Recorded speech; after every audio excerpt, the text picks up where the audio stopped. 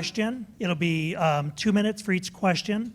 And then what we're going to do for that is we're going to just 2 people will answer each question. And so we'll rotate who starts that question. So like the first one, for example, Rachel and George would have a chance, and then the next one with George and Raymond, and then on down. So as you all have seen, Caroline is joining us by Zoom. So I'm hoping she can see the stage out here to all of you. So welcome her as well.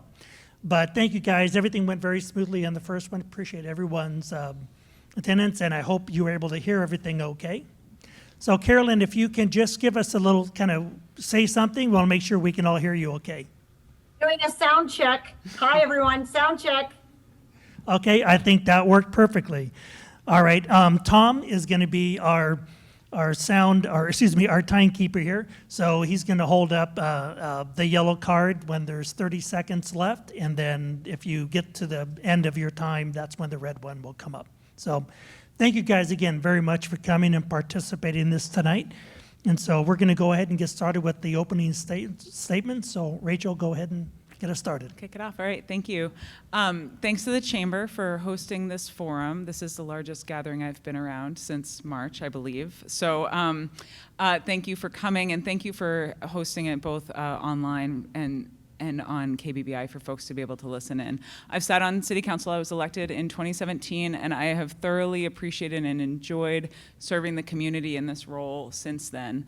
I moved to Homer in 2008 after going to school up at Fairbanks for wildlife biology. I did not want to be a game biologist, I learned. So I came down to try my hand in fisheries. I worked for the Halibut Commission out here on the docks.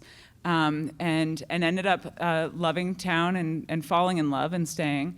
My husband was born and raised here. He has a sawmill out the road, and we raise our 2 children here now. So this is a community that is near and dear to my heart and to my family's heart.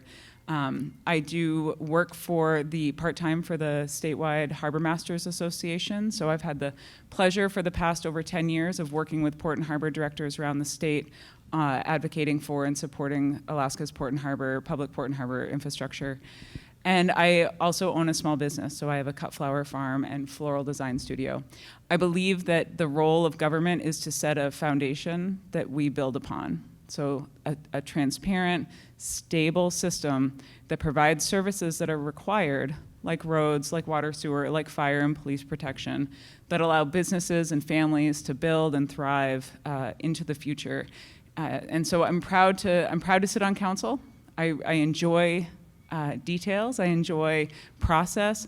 I enjoy managing a record and making sure that what we do makes sense not only now, but it also makes sense for people. I spend a lot of time for every issue that I dive into. I do dig into the past and try to understand why are we where we are, what brought us here, and how can we do this better.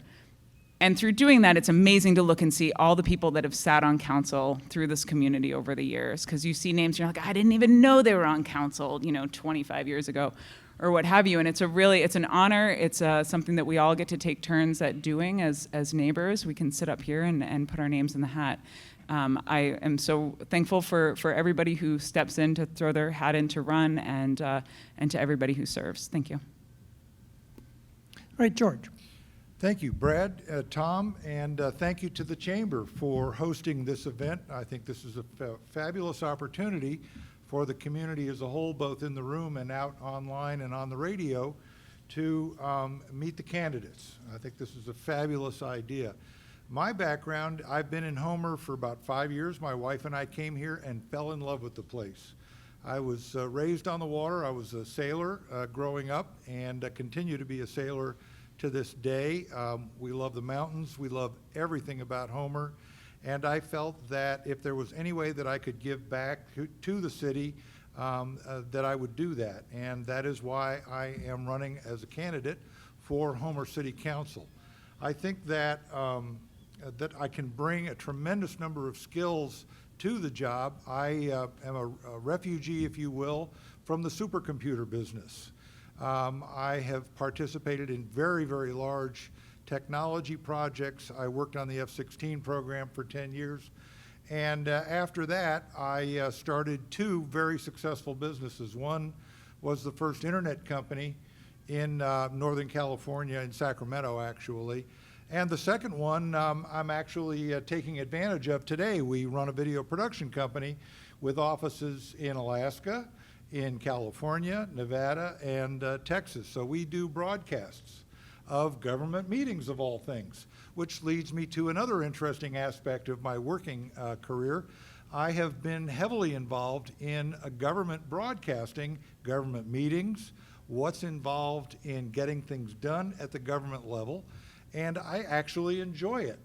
The most important thing that I think I can contribute to the City Council is to put focus on things that will help with economic development. One of the most important and truest rules of government is the squeaky wheel rule. It works every time it's tried.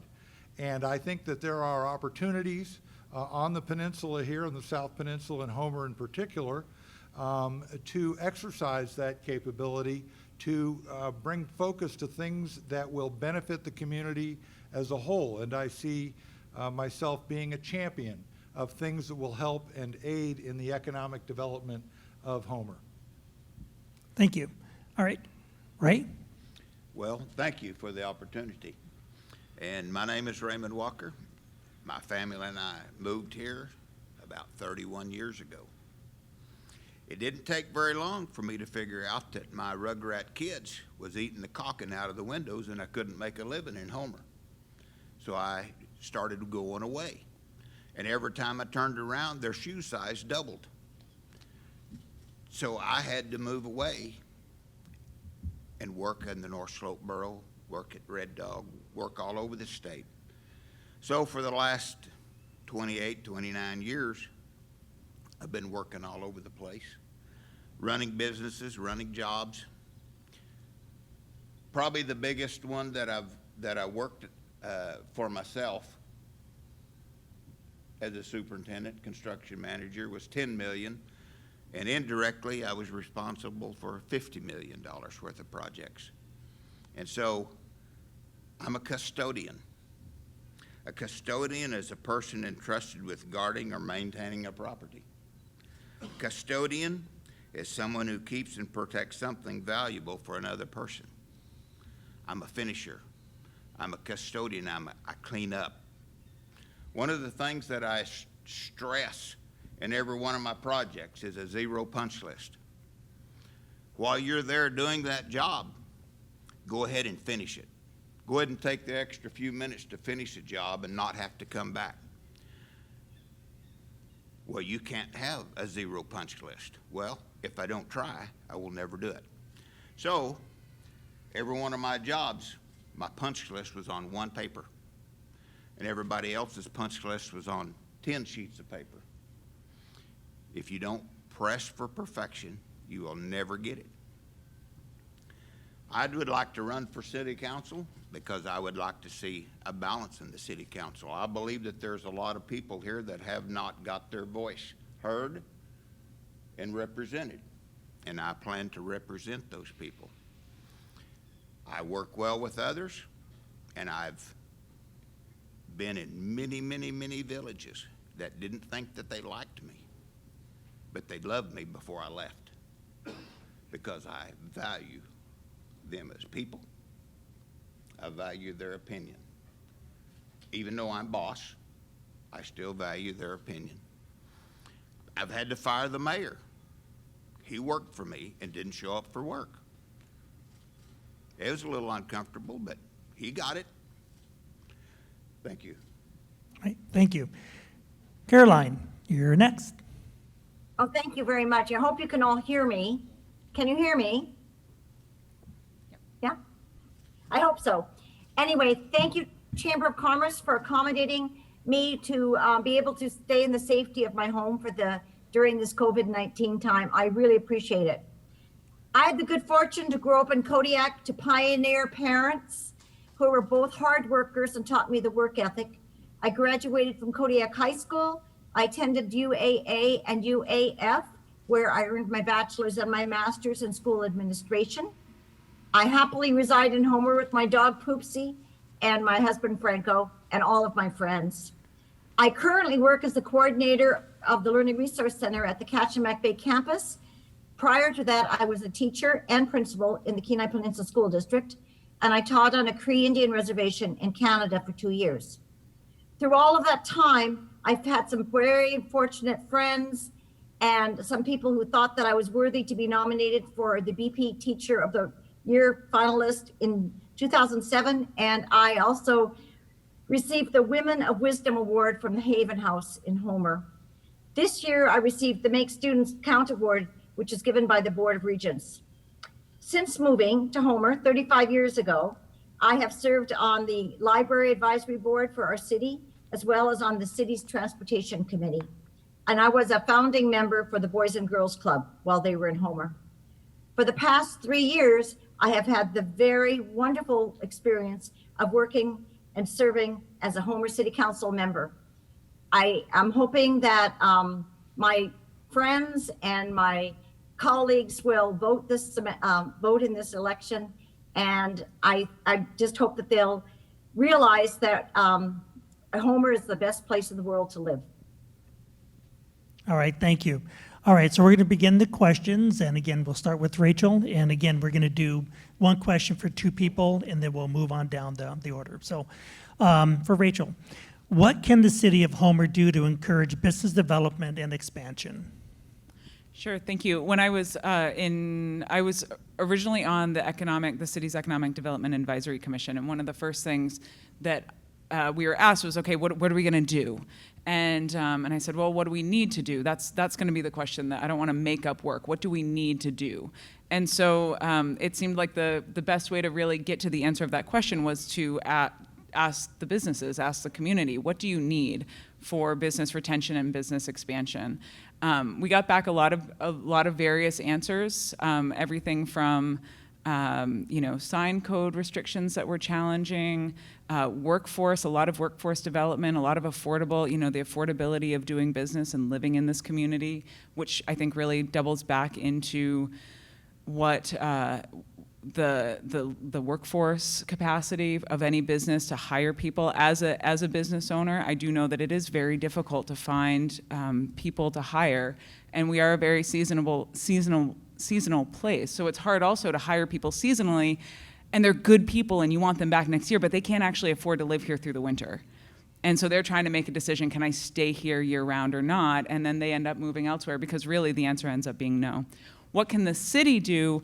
This is something over the past few years on council that I really have struggled with understanding of what is the role of the city. And I think there are a lot of instances where the city is best a partner at the table. So on an issue such as affordable housing, there are things that we can do within our zoning code. There are certain things we can do to help move that needle. I don't believe that the city is the best leader and leader in kind of paving that path forward. I think stability, transparency, having an easy to access code and an easily understandable code is critical, along with affordable rates and everything we can do to financially manage the city in the way that suits everyone. Thank you. George? Could you repeat the question, please? Sure. What can the city of Homer do to encourage business development and expansion? That's a great question. I have had the good fortune to visit with Mr. Dillon, who is responsible for the Kenai Borough Economic Development Organization, as well as Ms. Marks here in Homer about Homer economic development. One of the things that Homer has going for it that people need to recognize is this thing right here, the Homer Spit. The Homer Spit is the engine that drives the city of Homer, period. Everything on Pioneer, everything on Lake Street is driven by what goes on in the Spit. And I think that the best way to develop the economy of Homer and to develop jobs, which is a really big thing with me, is to do anything we can to focus on the Deepwater port, the small boat harbor, and anything else that we can do. The small boat harbor and the Deepwater port alone will produce up to 2,000 year-round jobs. We have seasonal visitors as well. I think that's a fabulous opportunity for people. The last 2 years have been something of a disaster. Between the Sterling fire and COVID, this town has been dealt a bad hand. What we really need is stable growth in economic development and job opportunities for everybody in Homer. Thank you. All right, thank you. All right, and then George, you're going to kick off this next question. And it kind of, somewhat you kind of walked into this a little bit already, but what is your understanding of the importance of the marine trades to our economy, and what would you do to develop it? I'll be at their board meeting tomorrow night. Their annual meeting is tomorrow night. They produce $66 million a year in the latest reports. They aren't all that current, but the latest reports available is they produce $66 million. They pump it into this economy here in Homer. There are 700, give or take, commercially licensed fishing vessels. The marine trades are the largest, as an aggregate, the largest employer in the area. The hospital is the largest single employer, but the marine trades collectively are by far and away the largest employer of people. And I would encourage them and help them grow. And I believe that they are also very much in favor of anything that we can do with respect to the Deepwater port and accelerating it if at all possible. Thank you. Ray. Thank you. Well, I agree fully. The city doesn't drive the economy drives the city. And I was blown away to find out that we have about 100 marine businesses here in our community. And like George, I believe that the biggest part of our community is tied to the spit, tied to fishing in one way or the other. That is a natural resource that kind of dropped in our lap. And if we don't expand that and push that to the limits, it'll go by the wayside. Now, every opportunity has its setbacks, and right now we're looking at time. And this is going to be an investment for our community, a big investment. And we need to maximize that, and we need to start searching out ways to finance this even before it happens, so that we aren't behind the get behind the 8 ball, so we're not behind the game when we can make it happen. And if we push it, I'm a pusher. If we push it, we can make it happen quicker. All right. Thank you.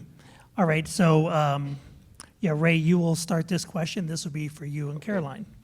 Do you support full funding for the police department?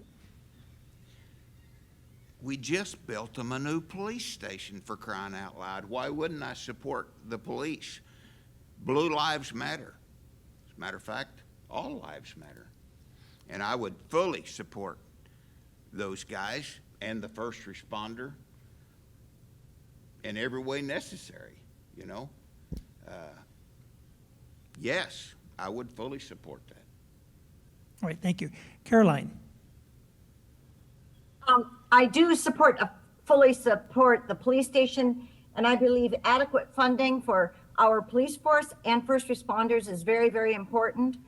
They are doing a really good job keeping us safe. They have a wonderful rapport with the young people in our community. They are, I see the police oftentimes talking to people along the street and making sure that people are safe.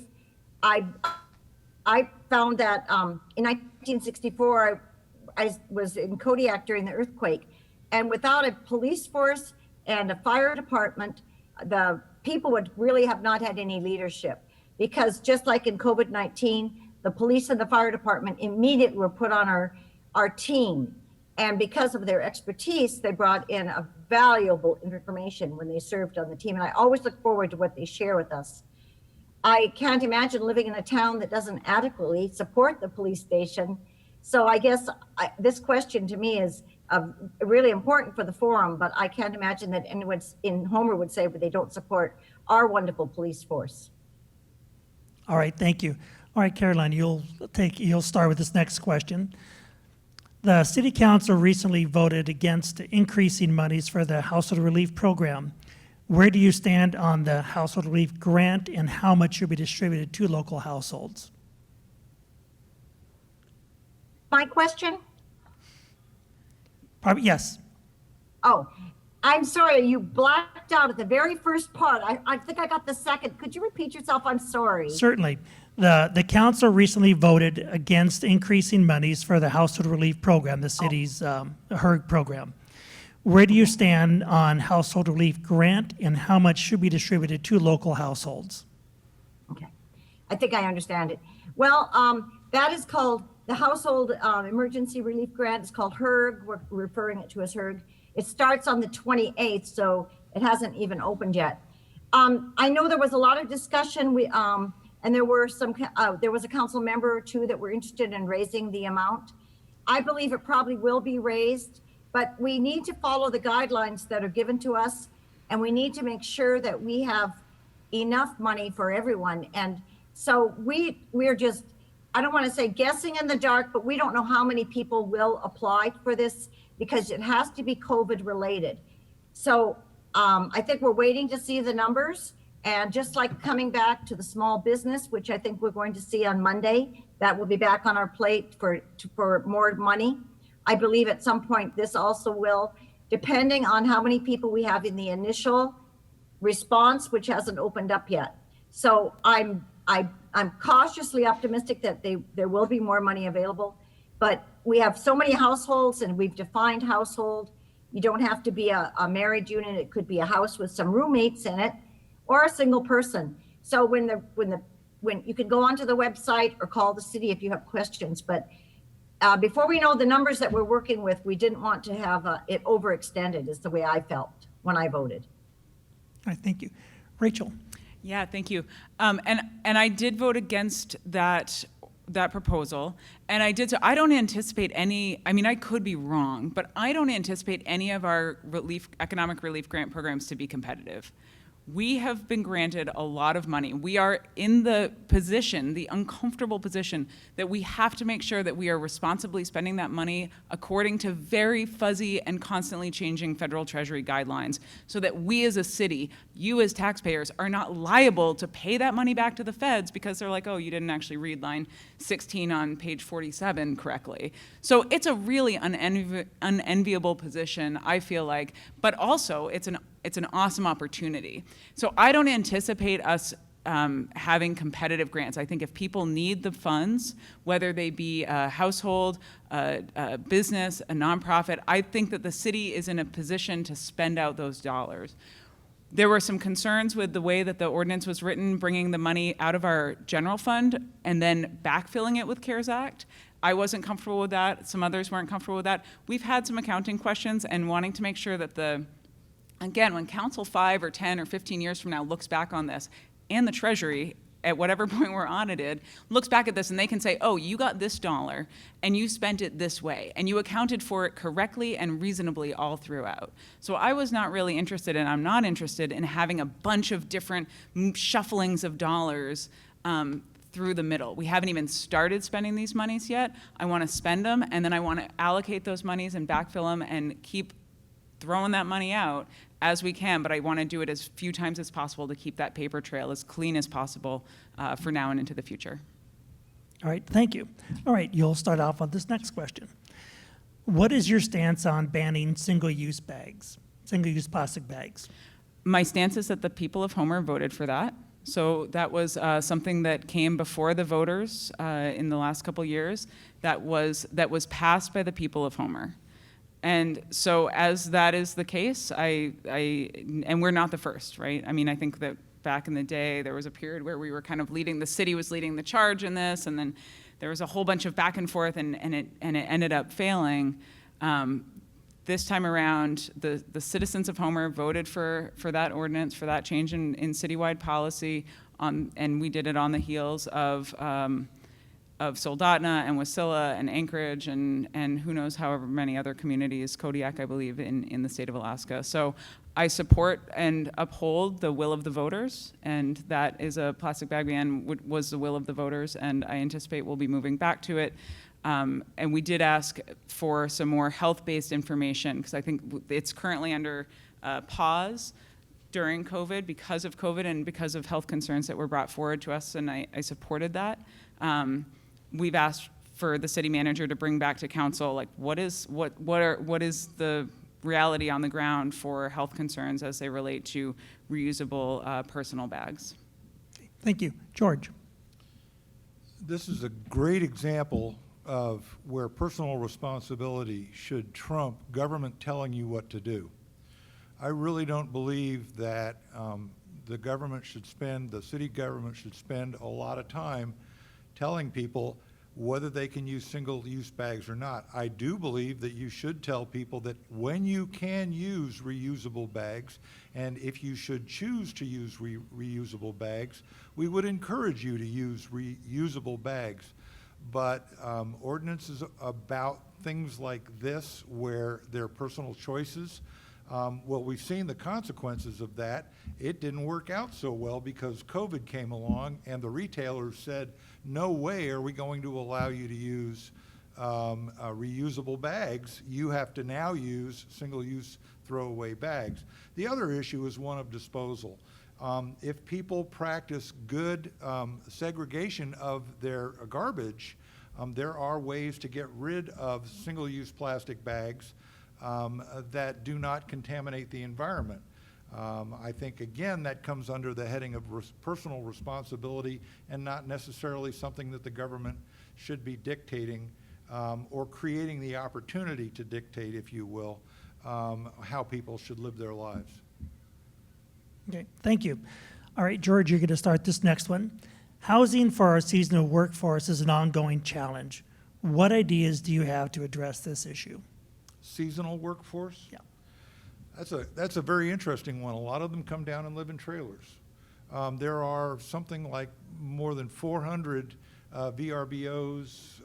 Not that that necessarily comports with the economic circumstance of things like restaurant workers, for instance, but there is a housing issue for people that come to work here in the summertime, absolutely. And it's a 3 to 4 month problem and no more than that. How do you create temporary housing? If you pay people enough money, they can pretty much choose where they want to live. If you don't pay them enough money, they're not going to come here in the first place. So the housing costs are a very, very tough issue for temporary or transient types of workers, because they're going to be paying rent to somebody as opposed to being able to invest in their own property. Thank you. Ray? I remember 30 years ago when they all lived right out here, and it took forever to get cleaned up after they left. We know that we need seasonal workers. You know, California has been run over trying to get their harvest out all the way across the South. They need seasonal workers, and so that is a continual problem. You know, I've asked other people about cheaper housing rates, how we can have affordable housing, and I haven't found a contractor yet that wanted to do the work for free, and I haven't found an employer yet, an owner that wanted to give their land away free. So I don't really know what we can do for affordable housing other than pay them some more money, and, you know, and they can, because we don't have places hardly for them to camp anymore. Okay. I really don't have a good answer for that. All right, thank you. All right, so the next question, this was for Ray and for Caroline. What is your opinion on making Homer a sanctuary city?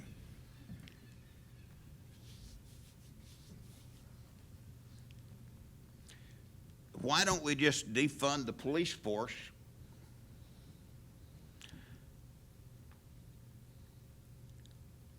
and continue letting people run over us like they do in some of the other places? I am totally against sanctuary city.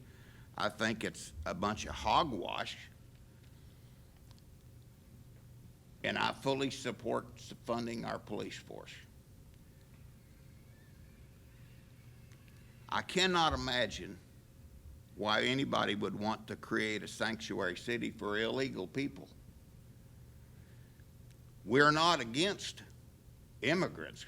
We're against illegal immigrants, and we're against people that want to try to run over other good people. And creating a sanctuary city would only draw those people here and cause more trouble than we can deal with. I'm not for it at all. If I'm on the city council, they will learn new language. No, no, no. All right, thank you. Caroline, Could you read the question again to me? I'm sorry. certainly, what is your opinion on making Homer a sanctuary city? Well, I have to say that I am the family of immigrants. My parents came here as Canadians. I guess I'm an immigrant, but I speak English. That helps to speak English and have opportunities that Alaska offered.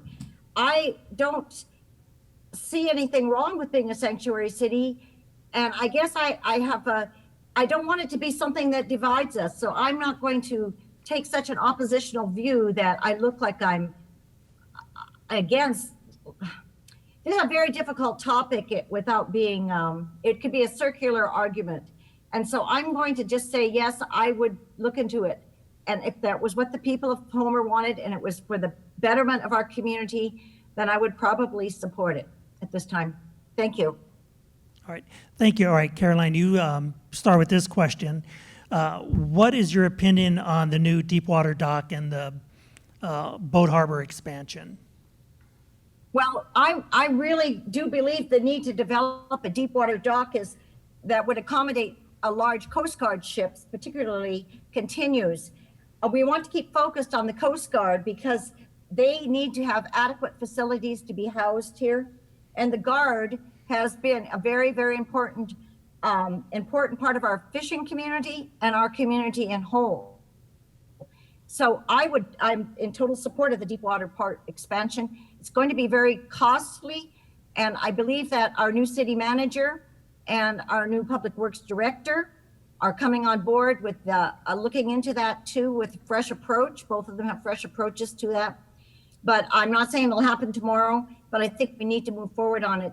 And I was at a Alaska Municipal League, and they were talking about defense cities that have a Coast Guard or the Navy or the Air Force in them. And we are a Guard town. We have a Guard families here. So I would I'm trying to work hard on making us more friendly towards the Coast Guard. And one of those would be to work with them on the large port expansion. All right, thank you. Rachel. Yeah, thanks.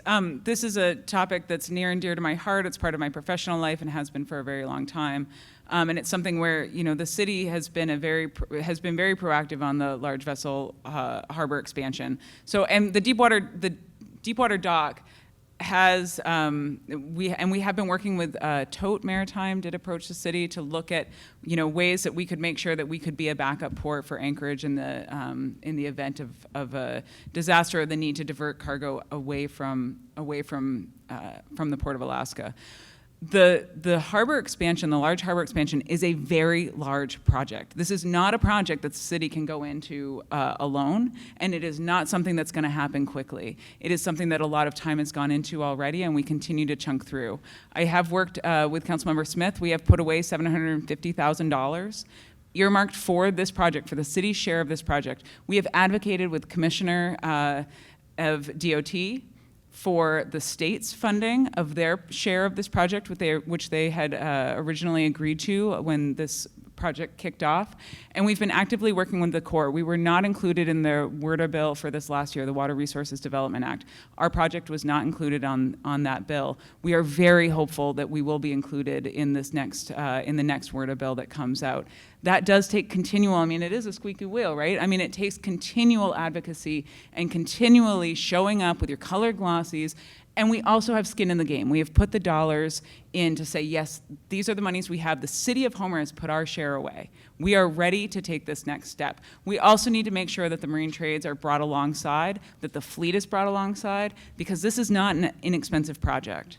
And so to make sure everybody is continuing to feel like over the long haul, this is what is best for the economy of Homer, for the trades, and really for the economy of Alaska as a whole, because this really is a regional statewide project. All right, thank you. All right, Rachel, this one is for you. In your opinion, is there a way to more efficiently run the water and sewer department to make it more cost-effective for residents and businesses? Maybe. I mean, one of the challenges we have with our water sewer system is that it's an expensive system. So we have really good water treatment, it is expensive. We have really good sewer treatment, it is expensive. We have a very interesting geography that makes it expensive to run that system throughout. We are in the middle right now of asking questions. I think that there's been a lot of a really good work done by previous water sewer task force members to look at what's our rate structure, how does it work, is it fair, is it equitable, does it pay for the correct amount of things in the way that it should. The question that we're grappling with right now is looking at the reserve fund. So if you have expensive infrastructure and our customers expect that that water sewer system runs 24 hours a day, 7 days a week with no interruptions, that is what we all expect as customers in that utility. And so to make sure that we have enough money to fix things that break unexpectedly, to maintain that system that we are all expecting to have, that requires some amount of money in the bank. How much should be in the bank? How do you spend it? When is it spent? And who pays for these projects? And it sounds like Caroline's offline. Oh, there she is. Thank you. At any rate, those are really important questions. Can we bring the cost down? I hope so, but as people talk about wanting to expand the system, we need infill. And so we need more people on the existing lines that we have to be hooking up, and we need large water users. Those are going to be the things that I believe, from what I know, is going to bring the cost of water down. Expanding the system is probably going to make it be more expensive for everybody, but it's also probably the right thing to do in terms of access to that utility for residents around the city. But infill and doing what we can to get more people hooked up on our existing lines is what's going to help bring those rates down. Thank you. George. I had a very interesting conversation with the mayor 10 days ago about this very subject. And my question was, why was there any discussion about raising rates if there's an $800,000 surplus in the water and sewer budget? And his response was that money is flying around all over the place and being buttonholed in various compartments by the auditors in the city. And that, and my first reaction to that is, until we have a clear, clean picture of the financial condition and the what we call warranty cost of the continuing operation of water and sewer, it's very hard to say whether or not we are able to meet current obligations or continue to expand services to encompass a larger geographic area of the city. Obviously, we want to get service to more people at the same quality level, but we need to also get our finances in row and be able to look at where is the money to do this, where is it going to come from in the future, and is a rate increase really something that is necessary, or in fact is a rate decrease a possibility? We need to look at it from both sides. All right, thank you. All right, George, you will start with this one. What can the city of Homer do to encourage business development and expansion? The Deepwater dock. It's not a short-term solution, but it's not a long-term solution anymore. This project's been hanging around for almost a dozen years. The first report done by the Army Corps of Engineers was a little bit disappointing, but I think things have changed significantly since then, and that's why we're involved in the second round. We're in the middle of that second round of investigation with the Army Corps of Engineers, and if the rainbow is 2,000 potential year-round jobs, I would say that is the biggest single thing that can be done to stabilize the tax base and economic development and job situation in the city of Homer. I would put a tremendous amount of effort in addition to what's already being done, which is admirable. But I'm a big squeaky wheel guy, and frankly, people need to get on the airplane, go to DC, visit with the Coast Guard, visit with Dan Sullivan, visit with Murkowski, visit with the Homeland Security people, and say, what's it going to take once the Army Corps of Engineers finishes their work, so that when they do finish their work, we're not going to be sitting around, saying, okay, which way's the wind blowing now? Rather, we're going to be building the port and getting the funding lined up for all of it. It's currently about a $150 million project. It may get bigger than that, probably will. Thank you. Ray? I loved it when we as a community took advantage of the spruce bark beetle kill that took so much of our forest land. We took advantage of the bad situation by chipping the dead, rotten trees. We even took and cut trees that were dying down and sold them as logs. That's an entrepreneur spirit, and I like that, and that's what we need. We have a natural resource right here, which is the port. And I'm just like George, I think that needs to be run to its full extent. And I can see past that, the port in the Deepwater harbor, and see businesses that want to come here and work on those boats and have facilities big enough to pull those boats out of the water without any problem, and do it year-round, because our temperatures here in Homer can facilitate that kind of work. People ask me all over where I'm from, and I tell them I'm from down south. I live in Homer, the banana belt of Alaska. Huh? It's usually warmer here than it is a lot of places in the lower 48. We could do that work year-round, and I think we need to maximize that, just like George. I think we need to maximize what we have and run it to the extent. But we need that entrepreneur spirit. Okay. All right, thank you. All right, Ray, this one is for you.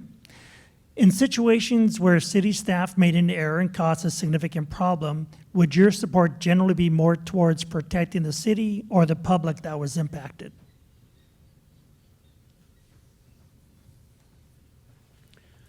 The city employees are employees of the general public. I'm going to have to stick with the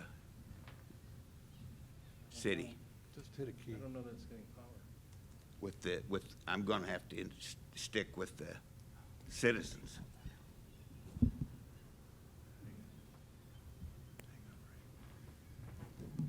Pardon for 1 second, we're gonna have to get power back over to this. So, hold on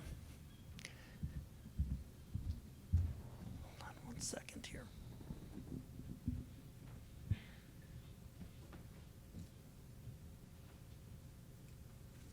It's not power though.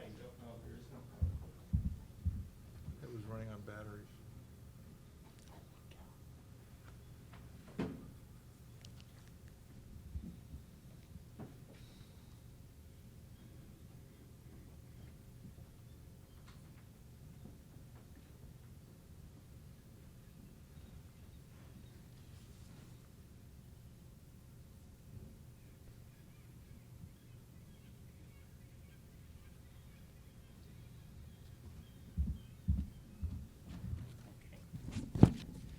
All right, let's continue on. I'll get that connected for her in 1 second. Rachel, did you want to take that one then? Sure, I'd love to. You know, none of us are infallible, and we all are imperfect, and there are problems. We are in positions as elected officials. We are in positions of power to identify problems and to solve them. So we do not make anything better by nailing people to walls, ruining morale, and generally not being problem solvers. I believe in solving problems. And so when those are identified, figuring out what is the path forward, how did we get here is important to that, and what is the path forward to make things better. And I believe as an elected official that that is my job, to not lambast people, And we are all, it's true, the city employees are employees of the public. They are employed by you all, by us as citizens, as taxpayers. They are also our neighbors. They are also citizens and taxpayers in our town, in our community. And I believe if we want a strong functioning fire department, if we want a strong functioning public works department, police department, if we want the harbor to be operating at its top capacity with the amazing resources we have, treating those people with respect, encouraging morale, making sure that we have leadership in the city manager's office that is encouraging high performance, and that high morale is critically important. And as elected officials, there are boundaries. We are not in charge of city employees. That is the job of the city manager, but we hire and fire the city manager. And we do need to maintain a proactive, positive look for leadership that is problem solving, identifying and solving problems for the betterment of the community as a whole into the future. Okay, so we can start in with Carolyn there on that one. Caroline, can you hear us again? Are you back with us? I can hear you. I can't see anything, but I can hear you. If Oh, you give me a okay. question, I'll try hard to answer it. Well, we kind of moved on from that. Well, Ashley, yeah, I guess I'll give you a chance to answer that, being it was kind of up to your turn. The question was, in a situation where city staff made an error and caused a significant problem, would your support generally be more towards protecting the city or the public that was impacted? I have to say it's too garbled. I'm going to pass on that one, and it's coming in and out. I'm really sorry. It must be unstable. Okay, I apologize for that. Yeah, I'm gonna listen for a little bit. Maybe they can get me up to speed. Can you hear me? Yes, we can hear you just fine. Okay, I'm so sorry. I'm so sorry. Okay. I guess then you're starting this one here. Okay. How does the city zoning code, particularly limited commercially zoned in single-use zoning districts, hamper business expansion? How does The city's zoning code, particularly limited commercially zoned in single-use zoning districts, hamper business expansion? I don't totally understand that, but I will, in terms of potentially limited commercial zoning or zoning concerns, how does that limit expansion?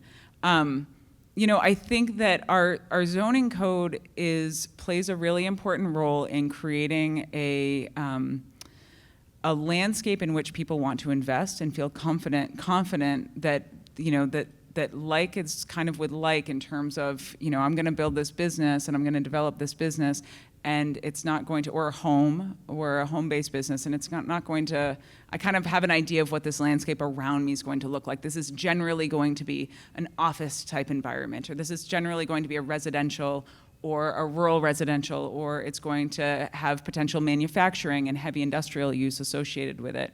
I think that we look at, and there's always opportunity to look at zoning code and to make refinements to that. There are certain things that we've done in my time on council to change elements of code for East End mixed use, for the marine industrial districts, to make them more business friendly, more responsive to the changing environment, right? Because we don't want to make spot changes here and there, but as the community grows, as the businesses and the economy develop, we have to be able to look at what we have and figure out should that change, should that be able to morph in the future. And I think that we are in a position to do that. We always can do that. And when people have brought concerns and continue to bring concerns to council, to the planning commission, that gives us a great opportunity to really assess where we are. And it's hard sometimes to know that without the voice of the people, without that feedback coming back from the business community, from advocacy organizations, and from others who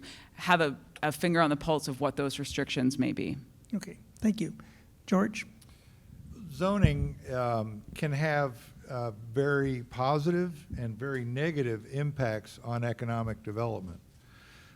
Zoning rules are designed to provide an infrastructure for developers or would-be developers to take a look at property and make determinations about its potential use and their potential interest to develop it. That's pretty straightforward. I think we all know that.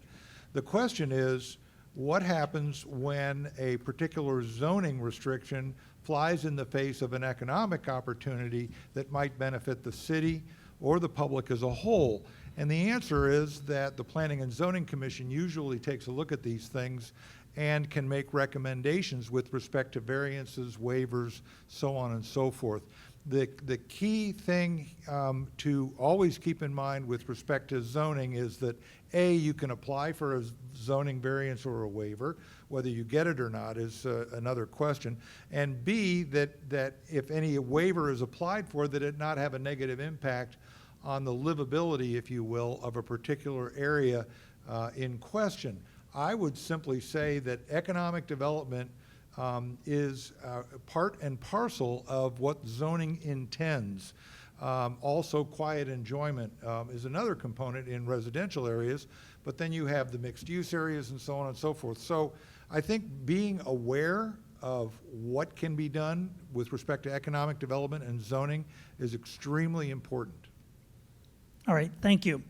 Just to let everyone know, and also for those joining and streaming in and listening on KBBI, the problem we've had with working with Carolyn, that is an issue on our end, the computers. So just, that's something, I apologize for that inconvenience and miscommunication here, but yeah, that was more on our end that issue happened. So this one would be for George and for Ray. Do you feel charging for parking on the spit is a viable method for increasing city revenues?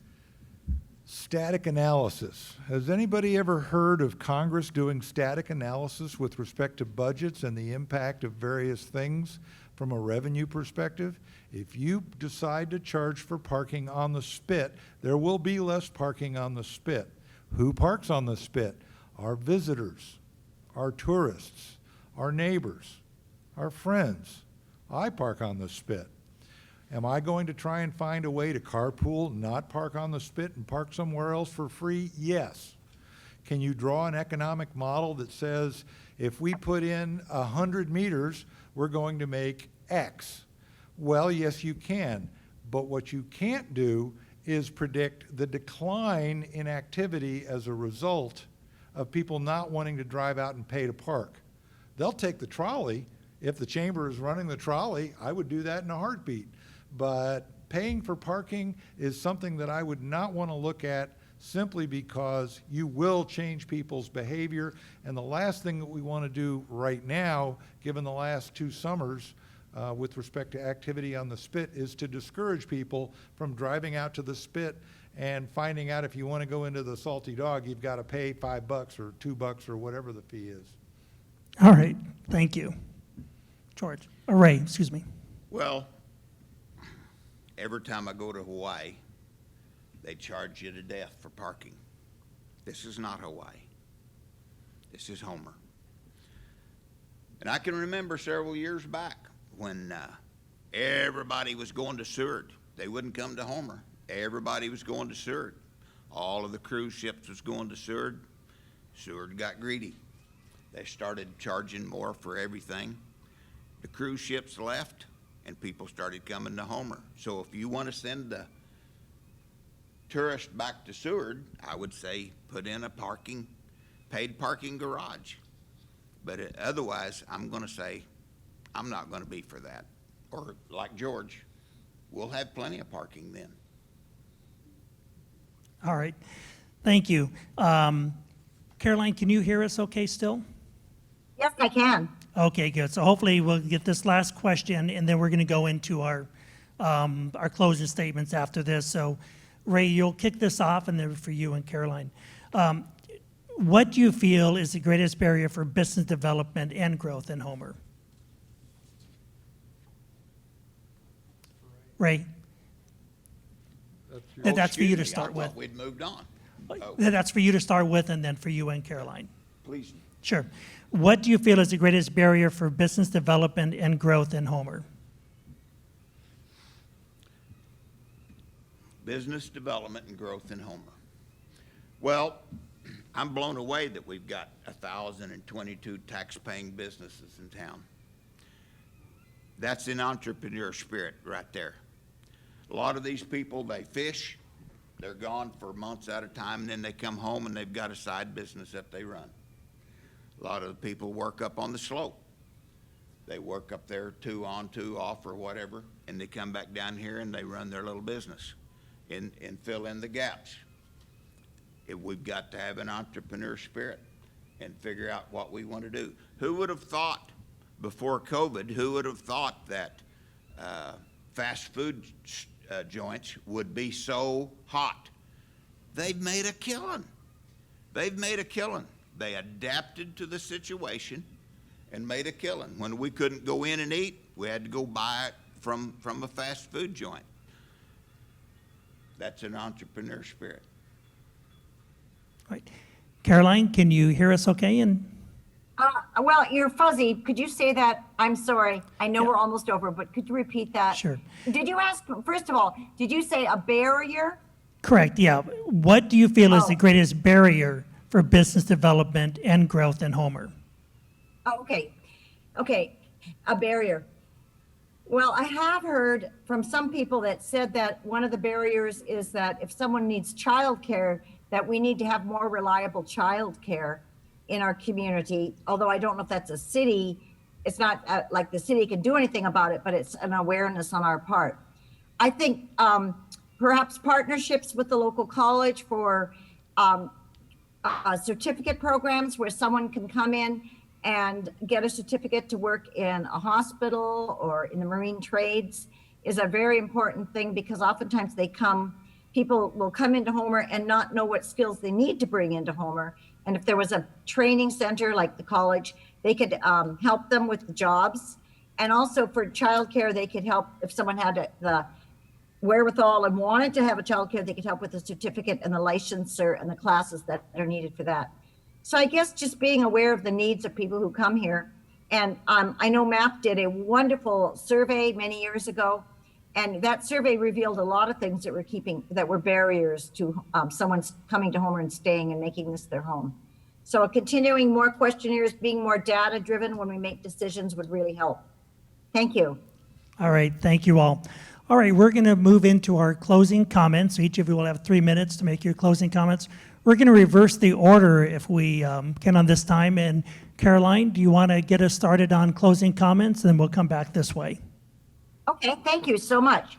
So I have been an educator and living in this community for the past 35 years. And this experience has provided me with the opportunity to meet many people. And I know most of you by first name. That makes me approachable to my constituents. I am a person that likes to have an email or a phone call or a text if someone has an issue, because I like to know what's going on. I like the big picture. So I hope people will find me approachable. I believe that it's very wise to listen to an issue, to all the sides before you make a decision. And I am working on, and I believe this is extremely important at this time, to focus on finding solutions instead of focusing on the problem. I'm a positive thinker, and I always see the good in people, and I look for commonalities. I think that we can work together and be an effective body and keep the best interest of all the members of our community. 3 years of working on this council just really wasn't enough time to be in a place where I can be most effective. I have the time and the energy that it takes to serve for another term. And so I would be very, very honored if the voters in the community would re-elect me to another term on the council. But at this time, I'd also like to say I would encourage you to vote. And it's sort of like preaching to the choir that if someone's listening tonight, they're probably interested in it and they probably will vote. But I challenge you to go out and make a few phone calls to family and friends and encourage them to vote. It's a very important election. All elections are important. So please vote. And if you have some questions, just or call me, and I'm approachable, and I would love to talk to you about the issues that you think the council should focus on the next 3 years. I want to thank the chamber again. You've been wonderful to work with, and it's nice to see the people there, and I learned a lot in this forum. So thank you very much. All right, thank you. All right, Ray, go ahead. Thank you. I've done so much with so little for so long, I can do absolutely anything with nothing, except stay away from Spenard's.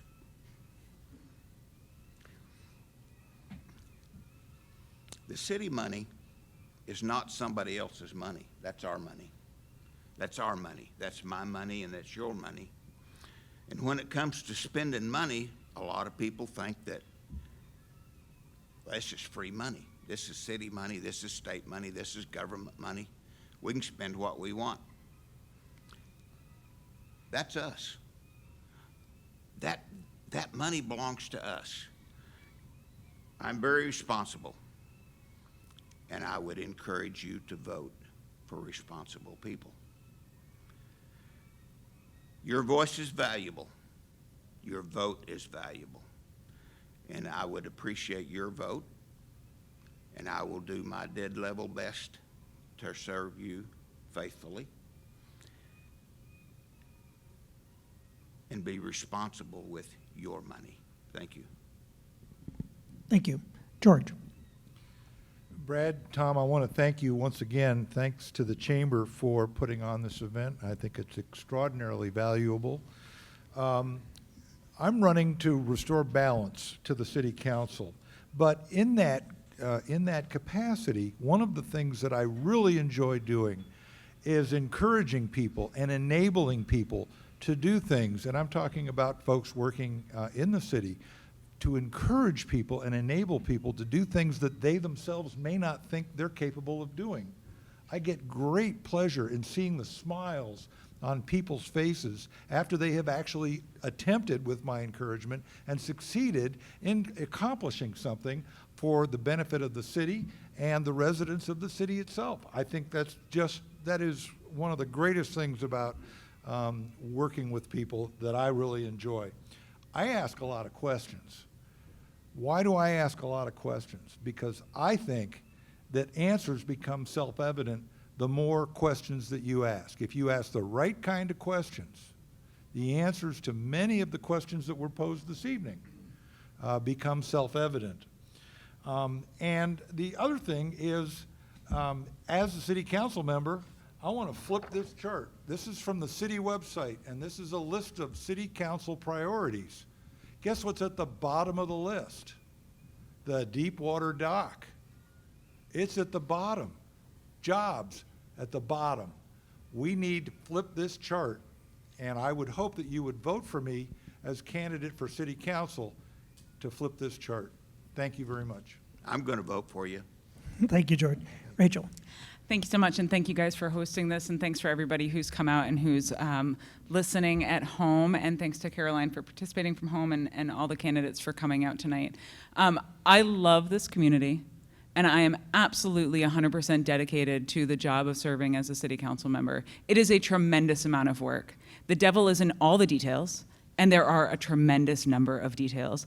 I will note that the priority, that the list of council established priorities is not in order of priority. They're not numbered. It's not a top to bottom list. I would also note that from my perspective, I cannot speak for anybody else sitting at the council table, but from my perspective, I don't think that I've sat at the table and looked at any issue from a perspective of how do we raise more revenue.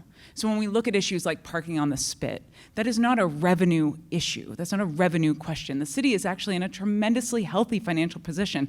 Can we do better with our accounting and our books and our transparency in terms of tracking? Absolutely 100%. But we are in a good financial position to be weathering the current storm we're in. I have not had to be in the hard position, and that may change very soon, of having to figure out how do we raise more revenue. We have a challenge ahead of us with the state, doing less with less, having less money at the state. And the state has always been a strong partner with municipalities, and that is increasingly less the case. But when we look at a situation like parking on the spit, it is disingenuous and incorrect to state that that is a revenue issue. That is a space issue. And if the people of Homer don't want to expand parking, if we don't want to fill in and create more parking, take away potential developable land and turn it into a parking lot, we have to do something, because there are a lot of people parking on the spit. It is unsafe, and it's not sustainable. More people want to come here, and we want more people to come here. So we have to be able to responsibly manage the land and the property that we have to accommodate those people in a way that makes sense. I am really thankful for the opportunity to serve on council and to do the hard work that's involved. The council is a nonpartisan body. I am an independent, moderate person who's interested in a wide number of perspectives, in all the perspectives on all the issues. I do a lot of research, I do my homework. And like for everybody sitting on council, my cell phone number's on the internet, my email address is on the internet, and I hope that everybody takes the opportunity to participate, to ask questions, and very importantly, to go vote.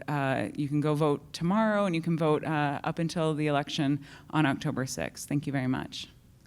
Thank you all very much for participating tonight, and you kind of remind everybody too about one more time, remind everybody Election Day is Tuesday, the 6th, and you can vote now at City Hall.